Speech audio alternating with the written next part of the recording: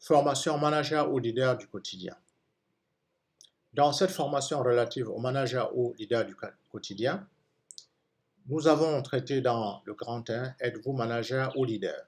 Le grand 2 nous a donné de traiter de l'importance de motiver ses équipes. Dans le grand 3, nous avons vu comment tirer profit de la délégation et dans le grand 4, nous sommes en train de traiter de comment mener les entretiens de management. Dans ce comment mener les entretiens de management, je vous rappelle que nous avons défini ce qu'étaient les entretiens de management.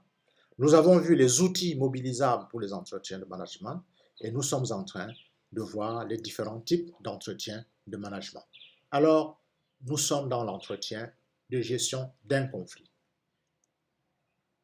Être en conflit avec une personne, c'est avant tout être en désaccord. Il est tout à fait concevable d'être en désaccord avec une personne. Cela n'empêche pas le respect mutuel. Sortir d'un conflit passe par 2 étapes préalables. Être d'accord sur le désaccord et être d'accord sur l'envie de trouver une solution. Oui, si les gens ne sont pas d'accord sur l'existence d'un désaccord, vous comprenez qu'il est difficile, n'est-ce pas, qu'il ait trouvé une solution.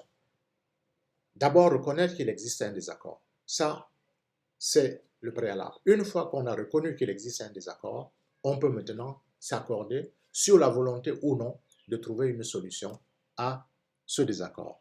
Si ce n'est pas le cas, il sera impossible de sortir du conflit. Donc, vous savez, la sortie d'un désaccord doit être la volonté de 2 parties. Sans la volonté de 2 parties, il est impossible de sortir d'un désaccord. La personne, donc, il n'est pas possible de sortir d'un désaccord si la personne le souhaite. Dans ce cas, le manager devra adopter une posture plus directive. Après tout, on est dans une entreprise. Cette entreprise ne peut pas continuer dans le désaccord.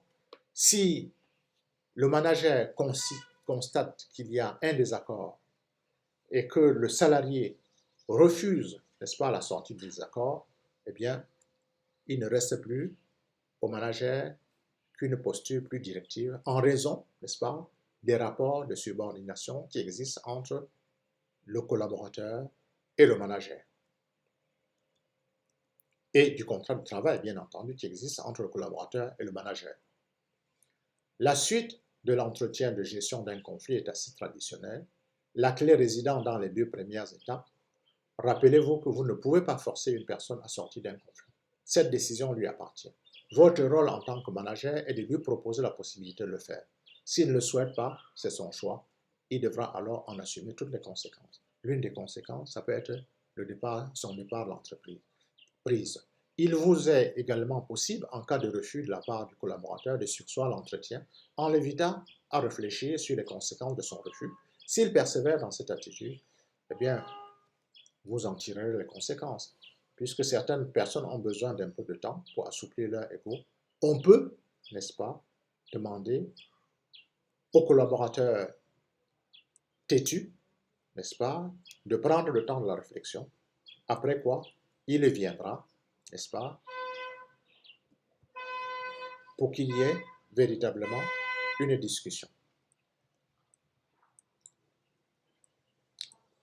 Il peut arriver que l'entretien d'arbitrage d'un conflit. Il peut arriver que l'ambiance au sein de l'équipe soit altérée du fait d'une mésentente ou d'un conflit entre collaborateurs. Faut-il laisser faire? Nous pensons qu'un manager se doit d'être le garant d'une saine et riche collaboration, même si tout le monde ne peut pas plaire à tout le monde. Il revient, n'est-ce pas, au manager, dans le cas de l'arbitrage d'un conflit, de résoudre. Il ne doit pas laisser faire parce que s'il laisse faire, c'est l'entreprise qui risque d'en pâtir.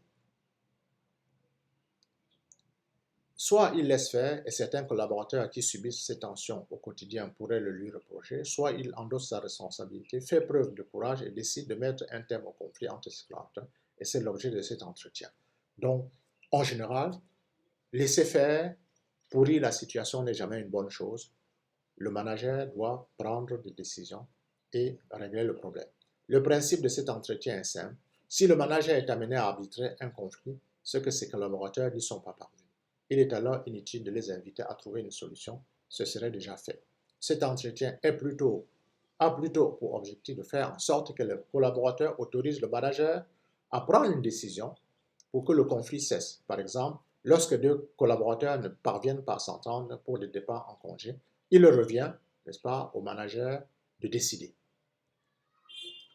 Comme nous pouvons le voir, cet entretien repose sur 3 temps.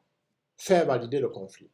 Faire valider le conflit, c'est faire accepter par les parties qu'il existe un conflit. Faire valider l'intention d'en sortir. Amener donc les collaborateurs qui sont en conflit qu'ils doivent trouver une solution. Si ce n'est le cas, il revient au manager d'affirmer son autorité. Inviter le collaborateur à impliquer le manager dans la décision. Eh bien, puisque nous sommes dans l'entreprise et que les collaborateurs n'arrivent pas à mettre un terme à leur conflit, eh bien, le manager, dans ce cas-là, doit s'inviter, n'est-ce pas, dans la décision. Pour conclure, si les sujets des 10 entretiens ici présentés semblent différents, si les sujets des 10 entretiens ici présentés semblent différents, force est de constater qu'ils mettent tous en évidence un principe fondamental, la responsabilisation. Les entreprises évoluent dans une époque où les salariés revendiquent sans cesse bien-être et liberté. Malheureusement, les managers ne sont pas toujours outillés pour répondre à cette demande. Ce programme a été imaginé pour aider à développer ou préserver une relation professionnelle de qualité. Merci pour votre écoute.